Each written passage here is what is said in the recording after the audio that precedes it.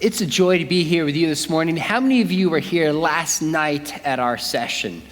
Okay, good. A good number of you were.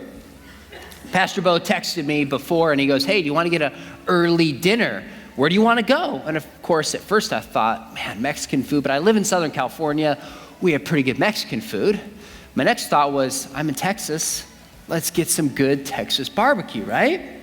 So he took me to Hutchins Barbecue, which was really good. And we sat there and he's telling me the history of the church and this 5,000 gospel challenge. I thought, I guess you never know. I figured I'll just ask him. I said, Pastor Bo, do you know the gospel? And he paused and looked at me. He goes, actually, I don't. So I shared with him right there. And at the end, his arms were around me in tears. And I paid for his hamburger. And that is not true. I did not pay for his hamburger. No, I'm messing with you. You never know, but I do love that challenge, and I think it's awesome that this is an outward-focused church. Good for you.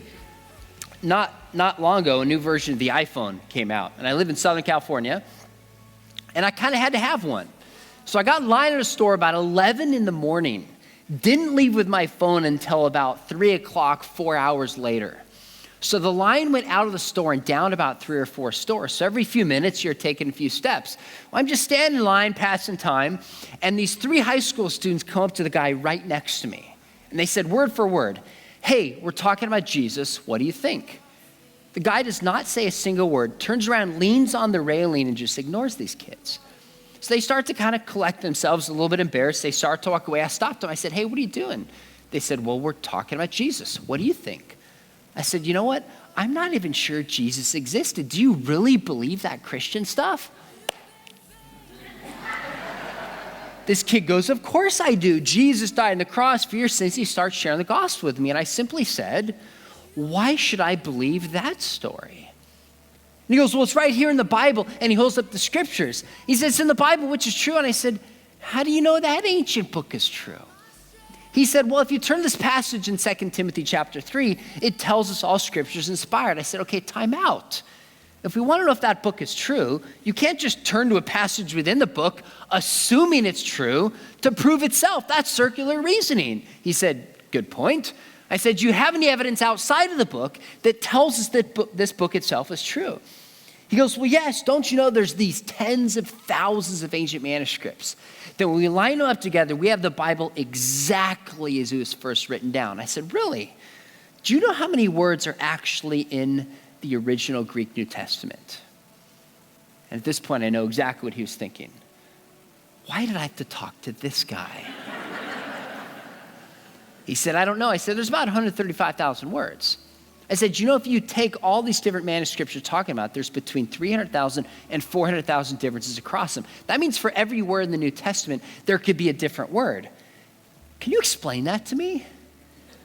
He goes, what do you think about evolution? I said, I'm glad you asked. The evidence is overwhelming. Don't you know humans and chimps share 99.72% DNA? Haven't you seen homologous structures that transcend individual species? What about biogeographical distribution? I'm going on. And this guy's like backing up and his eyes are getting bigger and bigger like silver dollars. All of a sudden I stopped. I said, you know, I have a confession to make. I'm a Christian. And I wish you could see this guy's response. He goes, oh. But a girl next to him who was with him, not doing as much talking, looked really bothered by this. She said, was all that true? I said, well, some yes, a lot of it no. I said, like you, I'm a Christian. But the difference between me and you is I know why I believe the Bible's true and why I don't buy this naturalistic evolutionary story. I said, by the way, good for you guys. On a Saturday in July, Southern California, probably 10 minutes from the beach, being out talking with people about Jesus. But if you're going to go tell people they should trust a story from an ancient book, don't you think you should have some good reasons to back up why this book is true? They agreed, went on their way. 10 minutes later, I'm waiting in line, feel a tap on the shoulder. I turn around, it's 3 new students who say, hey, we're talking about Jesus. What do you think? Well, I'm tired of waiting in line, so I start to launch into my charade again until I stop and I look. over their shoulders, probably twice as far back as the back of this room, I see the original students who set up their friends to convert the atheists. I do love sharing this story, especially with students, and I'll ask them. I'll say, the Bible says love God with your heart, your soul, your mind, and strength. I'll say, do you think they love God with their hearts? Yes. Do you think they love God with their souls? Yes. Did they love God with their strength? Yes. Did they love God with their minds? And there's a pause. You see, we're called to have an answer for the hope within when somebody asks us.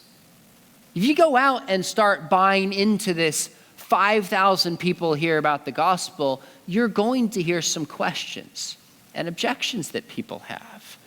Now, this topic this morning, I teach in a graduate school in apologetics. So we have a 3-day class full teaching through this. We're not going to go into that much depth. I found for most people, if you just have a few tools to say, here's how we know the Bible's true and it's unique and it's different, that's sufficient to move away that objection so we can bring it back to Jesus.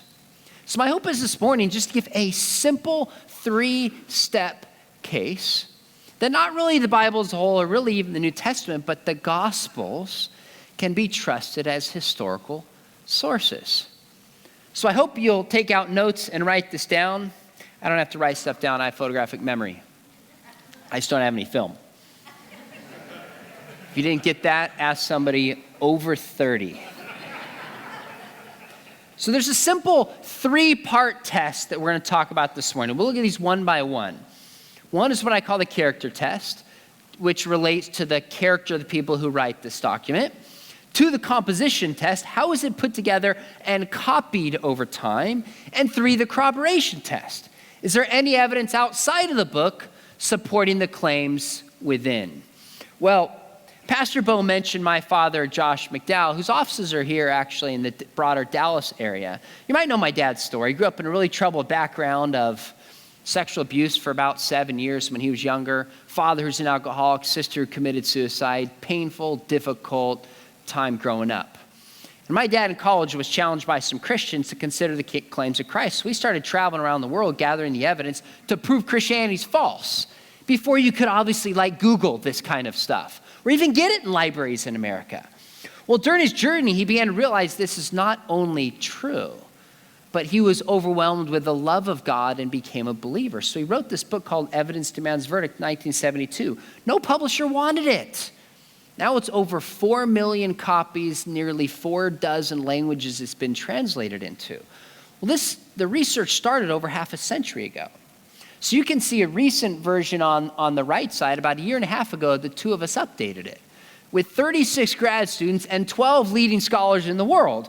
Well, during this journey, it was just fun to work with my dad on this book, but I asked him a lot of questions. One question I said is, Dad, you've been doing this a long time. How does the evidence for the Christian faith, in particular the scriptures, compare now to half a century ago when you became a believer because of the evidence? And the illustration my dad uses, he said, son, there's a tsunami of evidence. So I started thinking, that's a catchy title that could be a good op-ed in a newspaper. So I wrote an article for him. He reviewed it, edited it, make sure it's what he wanted to say, submitted it to Fox News, and they published it. They published it in Fox News. It went viral. So the week it came out, that book, Evidence Demands Verdict, which is 700 pages full of evidence for the Christian faith, launched into number 16 on all books on Amazon. Number 2, all Christian books. Now, why am I telling you this? Because the word of the year 3 years ago was post-truth. Do you remember this? We're told today it's all about feelings. Truth doesn't matter anymore. I don't buy it.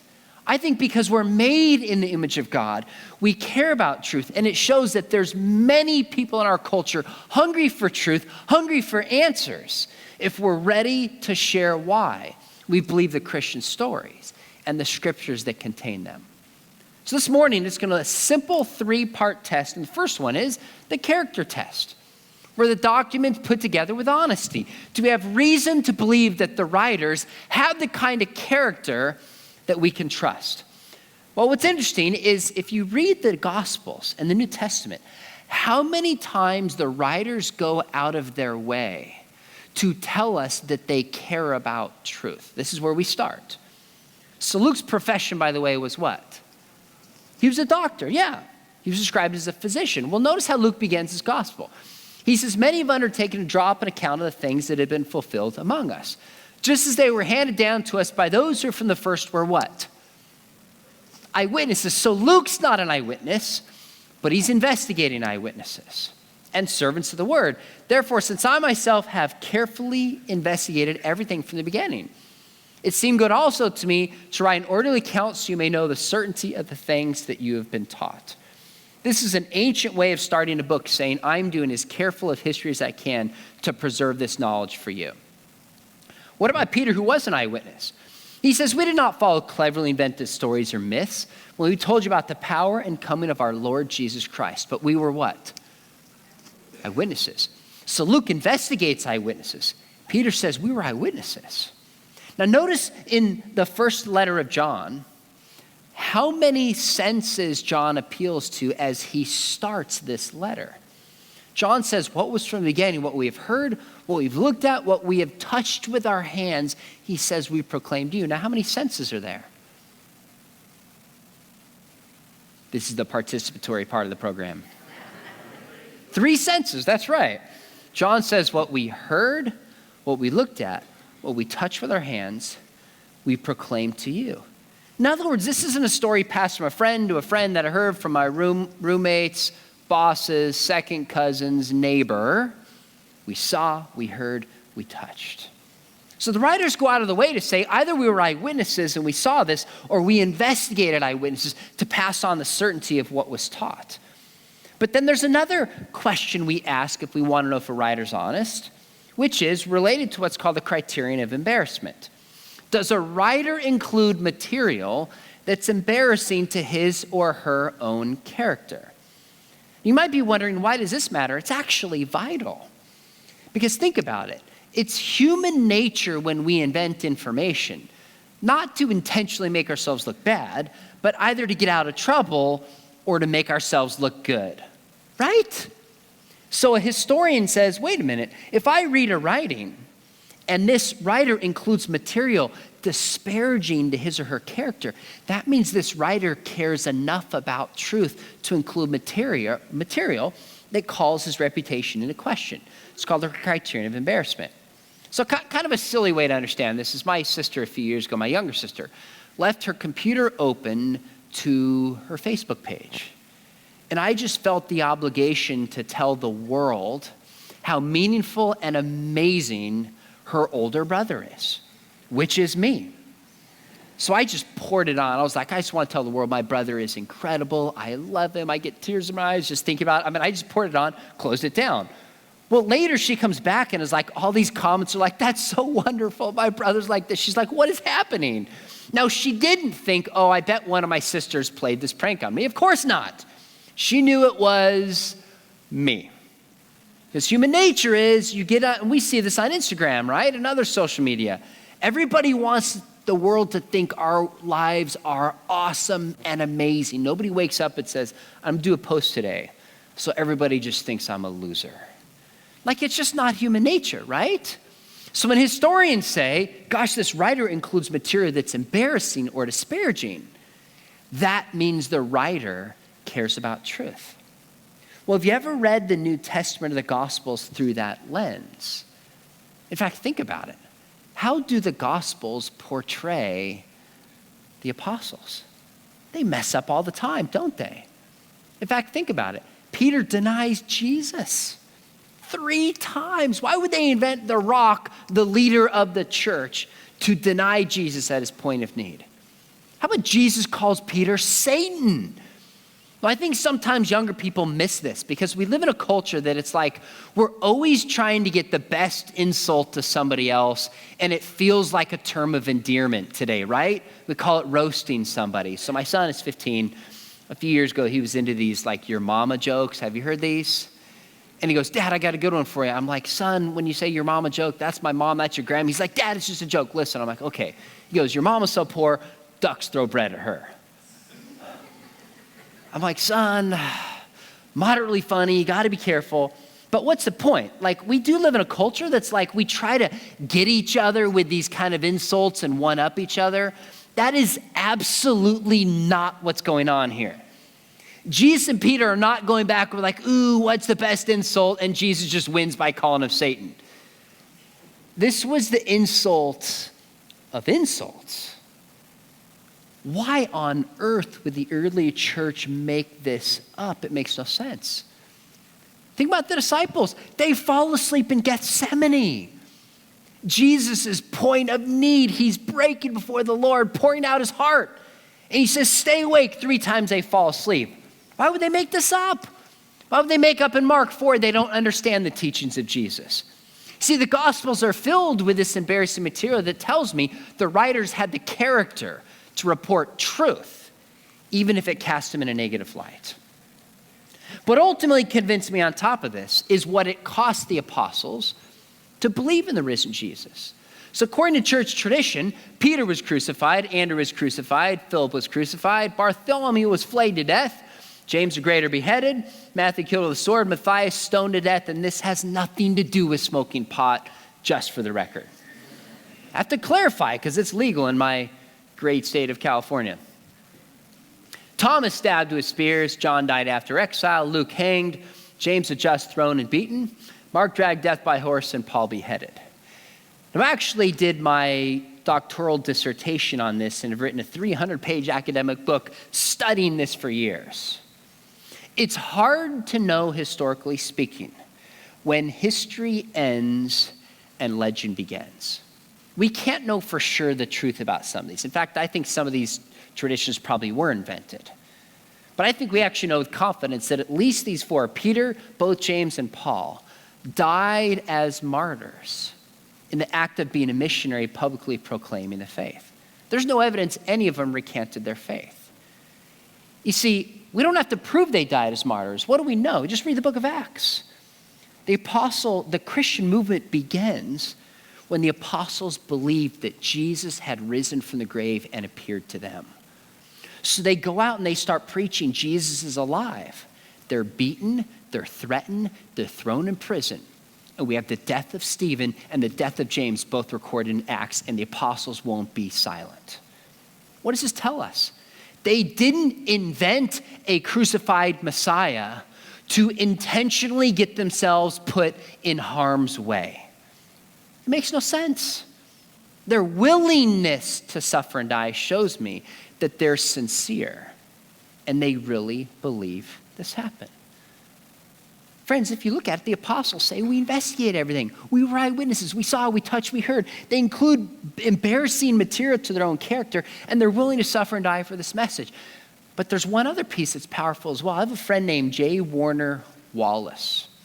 He's a cold case detective, and he never lost a case in his entire career. He's all over Dateline and Nightline, etc. And he was an atheist until he was 35. Because they were having kids, his wife was like, let's go back to church and just give our kids kind of morals, is how many people think. So he's sitting in Saddleback Church. Here's Rick Warren present the gospel. He thinks, you know what?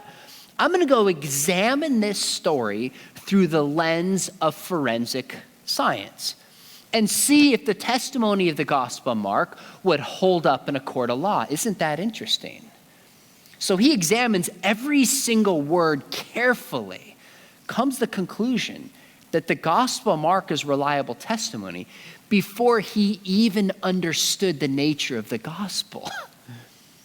Well, he told me something very interesting. He said, you know what, in every case I've ever had, every case, people commit a crime for one of 3 reasons: power, sex, and money, right? Power, sex, or lust, or money, greed. He said, what's interesting, look at the apostles. It wasn't about power. In fact, Jesus said, lay down your life. He washed their feet. Pick up your cross. He said it wasn't about sex. Jesus wasn't even married. And even in our Me Too movement today, you look back and Jesus only showed dignity and love and respect for women. And it certainly wasn't about money. Jesus seemingly died with the clothes on his back. He said, give it all away to the poor. Friends, what does this tell me when we look at the apostles? We have every reason to believe that they had character and are reporting what they believed is true. Now, the second question is, okay, these guys have character. They said they investigated, give embarrassing material, willing to die for it. There's no good motive that they're lying. Well, how do we know this book hasn't changed over time? How do we know it hasn't changed over time? It was written 2,000 years ago. Maybe it's been corrupted. It was passed one generation to the next. Well, a number of years ago, I landed in Orange County where I live, Southern California, and I looked ahead, and a few aisles in front of me was one of my good friends. We're on the same flight. I didn't even know this. So I got out my phone. I texted him so he would stay after and we could talk. I said, hey, punk, turn around. I'm right behind you. And I sent it to my mom, who was home alone at night reading. Now, fortunately, my mom has a good sense of humor. She texted me back, word for word. She said, hey, son, I think you got the wrong punk. I was like, man, I broke rule number 1. Don't punk your mom, right? Isn't it funny, though, with all our technology mediums today, social media and phones, you name it, still sometimes communication breaks down. How do we know a book written 2,000 years ago, before any of this modern communication, wasn't changed intentionally or unintentionally as it was copied over time? This is a common question that what are called textual critics ask, not just about the New Testament, but about any ancient book. And to assess this, they ask 2 simpler questions. Number 1, what's the time gap between the original copy, when this was penned, and a physical copy we have today? So obviously, the bigger time gap, the more room for error. The smaller time gap, the better chance that we have of reconstructing the original. You see, it'd be written down on a scroll or a codice or parchment, but then it would disintegrate. So they'd have to copy it. So the question is, do we have generation 1, generation 2, generation 3, or generation 30, or beyond? Well, to give you some context of other writers that are roughly contemporary with Jesus, other classical writers, Pliny the Elder, a Roman writer, from the copy that was written, the time it was written, the copy we have today, 7 centuries removed. Josephus, a Jewish writer, 8 centuries. Herodotus, a Greek writer, 1,500 years. Now, interestingly, most scholars I'm aware of will believe that we can largely reconstruct what they originally wrote. They'll still have confidence in these writings. So if you look at a lot of ancient writings, you'll see 500, 600, 700, 1,000 plus years removed of time where this document was transmitted. We have no record of it. How close is it for the New Testament? Friends, it's within 40 years. We have a portion of the Gospel of John, chapter 18, about the size of a credit card, front and back, within 40 years. So probably dated 120 to 130 or so. Now, what's amazing about this is the Gospel of John was probably written into the 90s. So that means this copy was made while some people still could have been alive who knew the Apostle John. It's one generation removed. Historically speaking, it's incredible. It's unprecedented. That's why Dan Wallace from Dallas Theological Seminary, who's one of the leading textual critics in the world, he's kind of a modern-day Indiana Jones. If you're not familiar with his ministry, he travels around the world to universities and sometimes to mosques and to churches, finding and preserving ancient manuscripts and copying them so they're not destroyed or lost. Well, he wrote this. He said, we have more quantity and earlier manuscript evidence about the person of Jesus Christ than we do anyone else in the ancient world, including Julius Caesar and Alexander the Great. Now, I don't know any Julius Caesar skeptics or Alexander the Great doubters, but I know a lot about Jesus. Could it be in some cases that people have a double standard for Jesus that they don't apply to other people? You know why? Number one, Jesus did some pretty incredible things. That might demand solid evidence. But second, when it's all said and done, for the state of your soul, it doesn't matter what you believe about the identity of Julius Caesar or Alexander the Great. But Jesus said the most important question is, who do you say that I am? So the first question is, what's the time gap? The New Testament is far earlier than any other ancient book. The second question is, how many manuscripts do we have? Quantity. Now, the more manuscripts we have, the more differences you will find, but you also have a better chance of reconstructing the original by comparing the manuscripts with one another. So just to give you some context, Caesar at the time of Jesus, we have 10 manuscripts. That's it, of the information reported about Caesar. Plato, what's called his tetralogy, 7. That's it, 7. You can count them on 2 hands, unless you're Bruce Almighty, you could do it on 1. Now, how many do we have for the New Testament?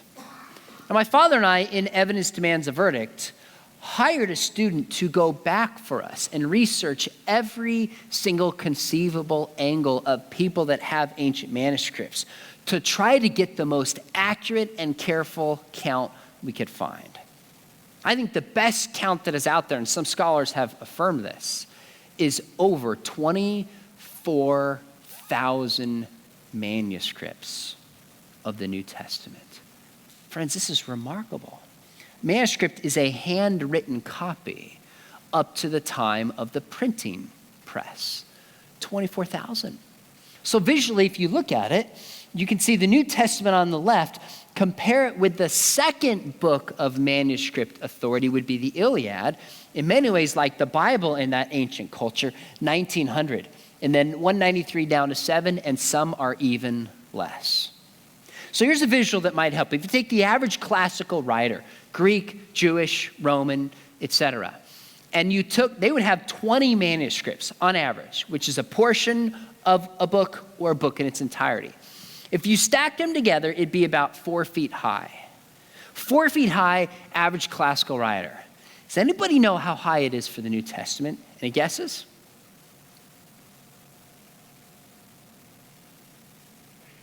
$20 feet, good guess. Nope. Usually if somebody goes, to the moon, I'm like, okay, you ruined the illustration. It's not that high. It's a mile high. The New Testament handwritten copies would be a mile high up to Denver, compared with 4 feet, which might be San Diego, basically on the coast, comparatively speaking. This visual shows the qualitative difference for the New Testament. So we have more and earlier manuscripts to the New Testament, which helps us reconstruct the original with a remarkable amount of confidence. Now, one of the challenges people raise on this question, they'll say, wait a minute, what about the differences across these manuscripts? And there are some differences. So one of the leading critics who went to Moody Bible, Wheaton College, now considers himself an atheist. Bart Ehrman teaches at UNC Chapel Hill. And he's written a lot of books criticizing the reliability of the scriptures. And one thing he points out is the story in John 7:53 through 8:11, which is about the woman caught in adultery, and the last 12 verses in the Gospel of Mark are contested whether or not they really were in John and Mark, respectively. And he's right. Most scholars think that story, and I know it's heartbreaking because we love this story, about the woman caught in adultery, was probably not originally in the Gospel of John. And the last 12 verses of Mark, which he gives a great commission and actually reports the snake handling, interestingly enough, was probably not in the original of Mark. Now, Professor Ehrman's conclusion is we can't trust Mark. We can't trust the Gospels. The New Testament has been corrupted. Seems to me, if we don't know about that story in John, if we don't know about the end of Mark, is what follows is we don't know about that story in John, and we don't know about the end of Mark. That's it. There are some passages that are contested, but the vast majority of the New Testament is so reliably transmitted, there's no reason to question it. So our first test is the character test, willing to suffer and die for this, include embarrassing material. The second one is the composition test, more and earlier copies. The third is what we call corroboration. Is there evidence outside of the book that supports the internal claims? Now, this has become a challenge, for example, for the Church of Jesus Christ of Latter-day Saints and the Book of Mormon. There is not good corroborative evidence for the people and places and events that the Book of Mormon reports. It's a serious challenge to that text. Now, when it comes to the Gospels, we haven't found everything. We haven't found most things. Cities of names change. Some cities get destroyed. Cities are built atop certain cities. There's politics. But we consistently come across discoveries that are filling in the gaps, telling us these people, places, and events really existed as the Bible reports. So for years, the only evidence for Pilate was literary. Now, Pilate's a pretty important person in the gospel narrative because he condemns Jesus to death, but there was no extra literary evidence until this inscription was found in Caesarea Maritima, specifically citing the existence of Pontius Pilate in the place and position and time that the Gospels report. Years ago in the Harvard Theological Review, a critic named Dr. Hewitt said, "There's astonishingly little evidence that the feet of a crucified person were ever pierced by nails." And he was right. The Bible's described Jesus being pierced with nails. How do we know? The Gospel of John, Thomas wants to see the hand and the feet marks from the nails. But what happened is when we look in archaeology, as he pointed out, all the crucified victims had been tied with rope or crucified in some other fashion until we discovered this in 1967.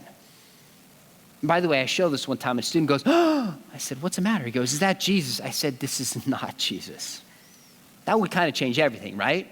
Paul says if Jesus has not been risen, our faith is worthless. This is not Jesus. Take a deep breath. The point is, they found a man by the name of Yehohanan who had been crucified with nails in a tomb in the middle of Palestine that matches the time roughly and the geography when the Gospels took place.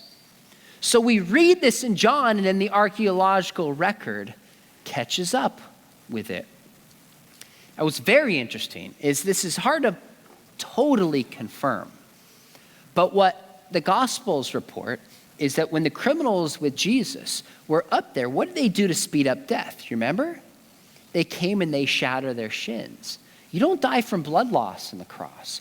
You typically die of asphyxiation because you can't breathe, inhale and exhale, while you're being hung like this in a cross. So people would be going up and down breathing, shatter the shins, and a very quick time that people couldn't breathe anymore. Well, it seems, we can't prove it, the conclusions are somewhat hesitant, but it seems that the bones that they found with this man Yehohanan may have been shattered as it's described in John chapter 19, confirming again that John may have gotten it right. Friends, we're talking about corroboration. And these are only two quick examples. There's an entire archaeological study Bible, story after story of seals that have been found, cities that have been found, remains that have been found, inscriptions, pottery, etc., filling in the gaps that the biblical writers got it correct. Yes, some questions remain, that's okay.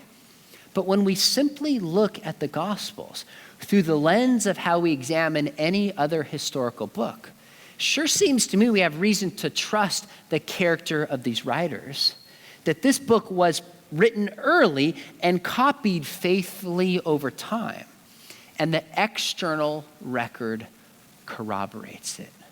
Friends, a simple case is there if we're ready with an answer like 1 Peter 3:15 says. Amen? We don't have to be afraid of tough questions. One of the things I've learned is if we're willing to do a little bit of homework, read a little bit, go find an answer. There are answers to the toughest questions. You know why? Are you ready? This is radical. It's because Christianity is actually true. It's actually true. So when we know this, doesn't this give us a new emboldened willingness to share the gospel and go out and talk with people, hoping they know and believe the truth that sets them free? Amen? Folks, I half-heartedly apologize, and I'll tell you why half-heartedly, that we're out of books. I apologize I don't have more books for you, but I don't feel that bad because you came to the later service. So you know what? You had an opportunity. And second, if you really want the book and go track it, Amazon will deliver it to you on a drone within the next 2 hours. If you want to go deeper, not only have the evidence for this, but some of the other questions that will come up as you go out and share the gospel this year, I think you'll find this will be a helpful resource. Well, I want to thank you a ton for having me. My website, there's a ton of resources there if it's helpful to you. But let's pray.